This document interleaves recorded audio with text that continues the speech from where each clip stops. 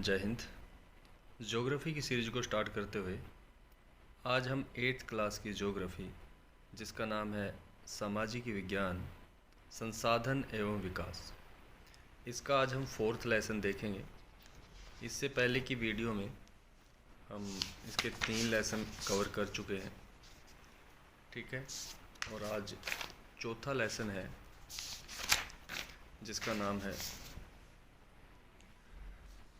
कृषि, ठीक है।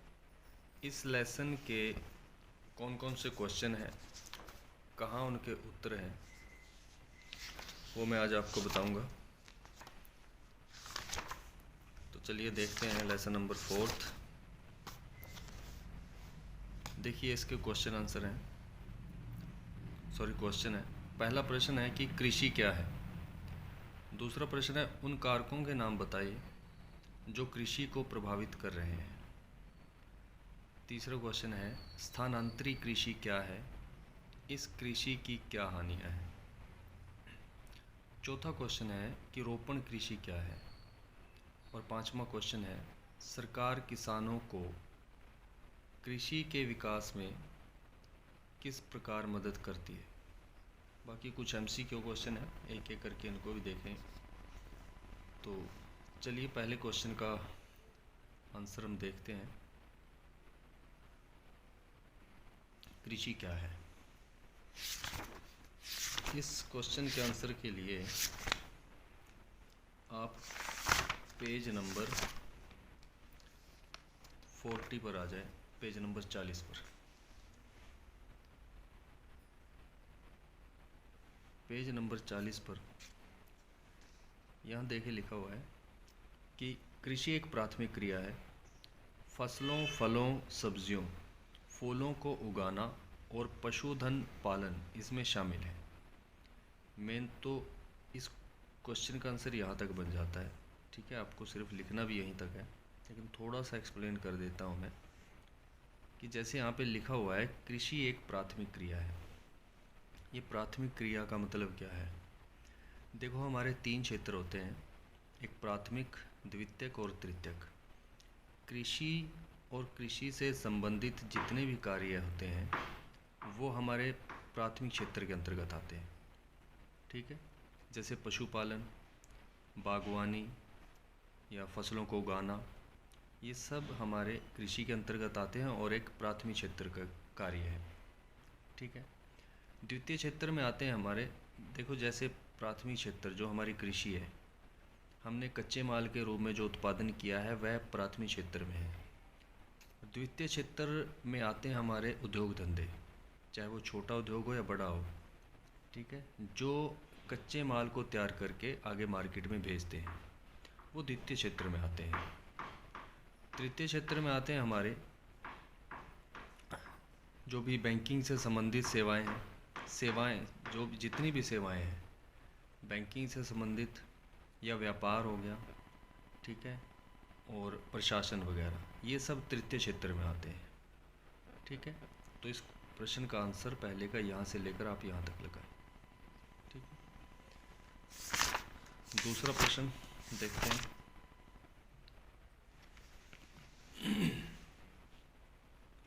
दूसरा प्रश्न है उन कारकों के नाम बताइए जो कृषि को प्रभावित कर रहे हैं। कृषि को प्रभावित करने वाले कारकों के नाम बताने हैं। देखिए इस प्रश्न का उत्तर मैंने यहीं पर कुछ पॉइंट लिखे हुए हैं, ठीक है, ये मैं आपको बता देता हूँ। पहला है जलवायु।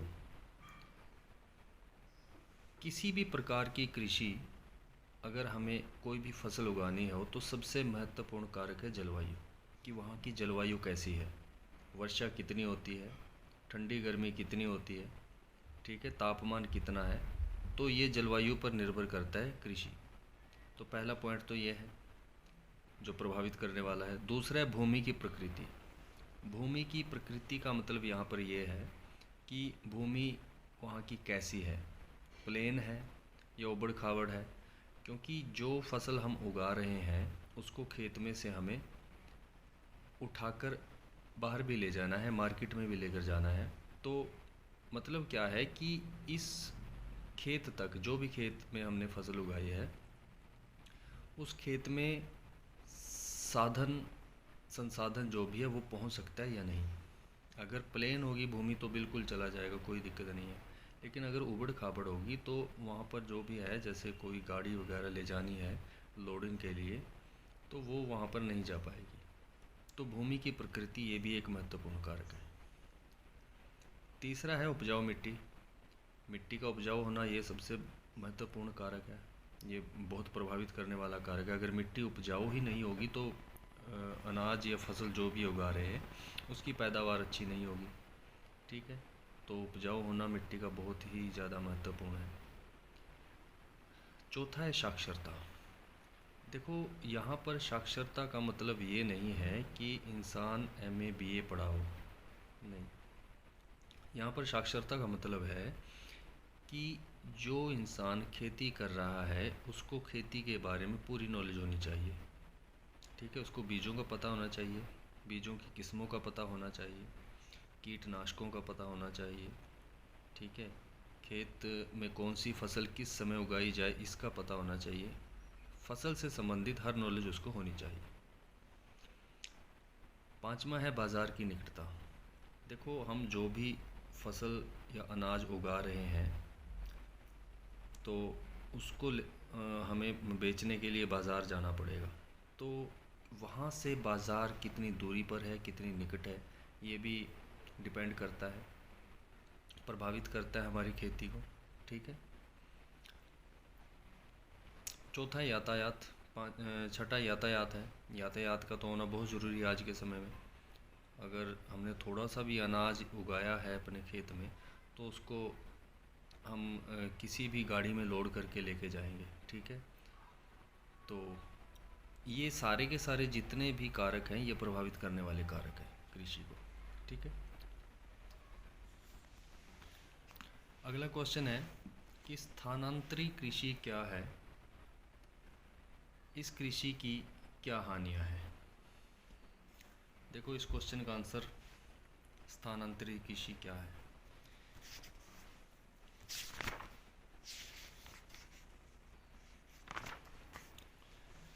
पेज नंबर 43 पर आ जाएंगे आप।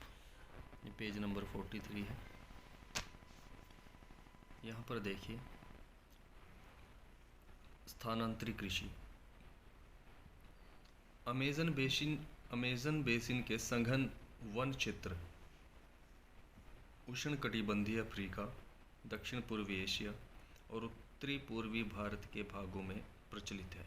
ये भारी वर्षा और वनस्पति के तीव्र पुनर्जनन वाले क्षेत्र हैं।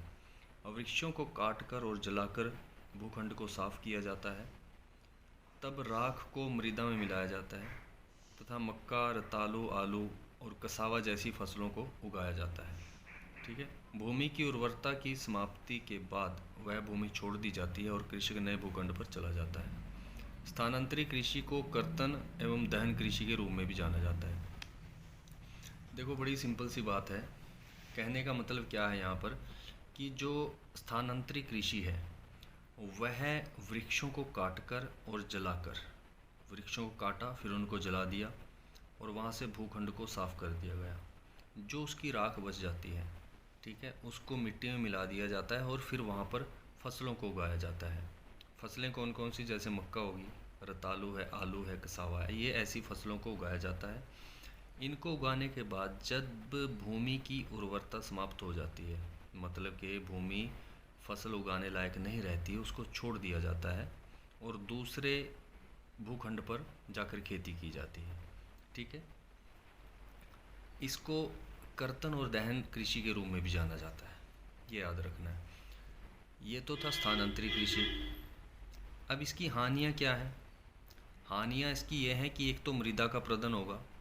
मान लो जहाँ से जब हम जंगलों को काटेंगे, पेड़ पौधों को काटेंगे, तो मृदा प्रदन का होना तो बनता ही है। मृदा प्रदन होगा, वहाँ से मिट्टी खिसकेगी। दूसरा है, वनों को काट दिया तो वनों की कमी पड़ गई, वनों की कमी पड़ेगी, और जब वनों की कमी पड़ेगी तो क्या होगा, वातावरण हमारा प्रभावित होगा, तो पर्यावरण प्रभावित होगा। ये इसकी हानियाँ हैं और ये स्थानांतरी कृषि है।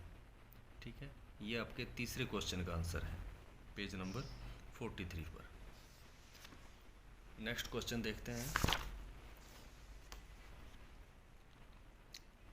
रोपण कृषि क्या है? रोपण कृषि पेज नंबर 44 पर आ जाएंगे। ठीक है, पेज नंबर 44 पर इसका आंसर है रोपण कृषि।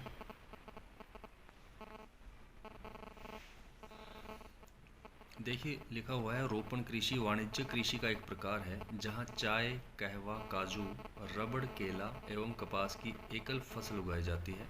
इसमें बृहद पैमाने पर श्रम और पूंजी की आवश्यकता होती है। ठीक है, उत्पादन का प्रसंस्करण खेतों पर ही या निकट के कारखानों में किया जाता है। इस प्रकार इस कृषि में परिवहन जाल के विकास की अनिवार्यता होती है। रोपण कृषि के मुख्य क्षेत्र विश्व के उष्णकटिबंधीय प्रदेशों में पाए जाते हैं। मलेशिया में रबड़, ब्राज़ील में कहवा और भारत और श्रीलंका में चाय इसके क्या है, उदाहरण हैं। ठीक है, तो ये होती है रोपण कृषि। देखो रोपण कृषि का इसमें बताया गया है कि ये जो फसल है, इसमें जो फसलें आती हैं, एक तो चाय है, कहवा है, काजू, रबड़ और केला। ठीक है, मतलब कि जो नकदी फसलें होती हैं इनको बेचा। ठीक है, और साथ ही साथ हमने पैसा कमाया। इसमें इसमें मुख्य जो बात है वह क्या है, इसमें बृहद पैमाने पर श्रम और पूंजी की आवश्यकता होती है। देखो एक तो इसमें मेहनत है, सबसे ज़्यादा मेहनत की ज़रूरत है और पैसे की ज़रूरत है सबसे ज़्यादा इनमें। ठीक है, चाय की खेती के लिए काजू, रबड़, केला ये तो है नहीं कि बहुत ही आसानी से हम ये फसलें जो हैं अपने खेतों में उगा लेंगे। इसके लिए मेहनत बहुत ज़्यादा करनी पड़ेगी, खेत को उपजाऊ बनाना पड़ेगा और उपजाऊ बनाने के लिए पैसे की ज़्यादा ज़रूरत पड़ती है। ठीक है, ये रोपण कृषि है। और जो इसका उत्पादन होता है ना, जो भी हमने उत्पाद किया है वह पास में ही हमें क्या करना पड़ता है, स्टोर करके रखना पड़ता है। ठीक है, स्टोर किया। और यहाँ पर ये नहीं है कि जैसे यातायात के साधन होते हैं कि साथ ही साथ हमने इस फसल को काटा और लाद के मार्केट में भेज दिया, नहीं। तो रोपण कृषि के मुख्य जो क्षेत्र हैं वह उष्णकटिबंधीय प्रदेश। अब जहाँ पर बहुत घने पेड़ पौधे पाए जाएंगे, ठीक है, और वर्षावन, जितने भी वर्षावन, ये वहाँ पर खेती की जाती है। जैसे मलेशिया में रबड़, ब्राज़ील में कहवा होगी, भारत और श्रीलंका में चाय इसके उदाहरण हैं। तो ये रोपण कृषि है। ठीक है, अच्छी तरह से इसको पढ़ लेना। 5वें क्वेश्चन का आंसर देखते हैं। सरकार किसानों को कृषि के विकास में किस प्रकार मदद करती है? ठीक है, किस प्रकार मदद करती है भाई, यहाँ पर देखें इस क्वेश्चन का आंसर।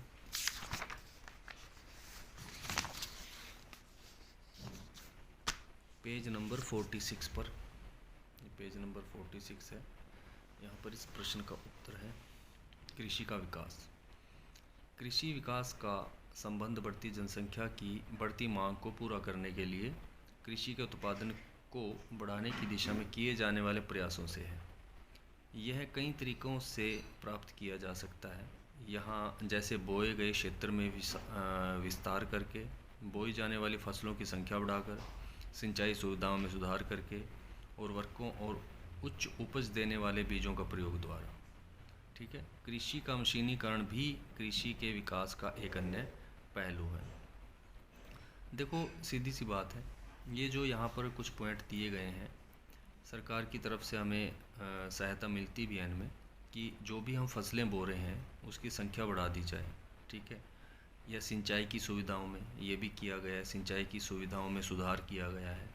ठीक है, पहले नलकूप होते थे या कुइयों के द्वारा सिंचाई की जाती थी। आजकल नहरें और ट्यूबवेल जैसी सुविधाएं हमारे पास हैं।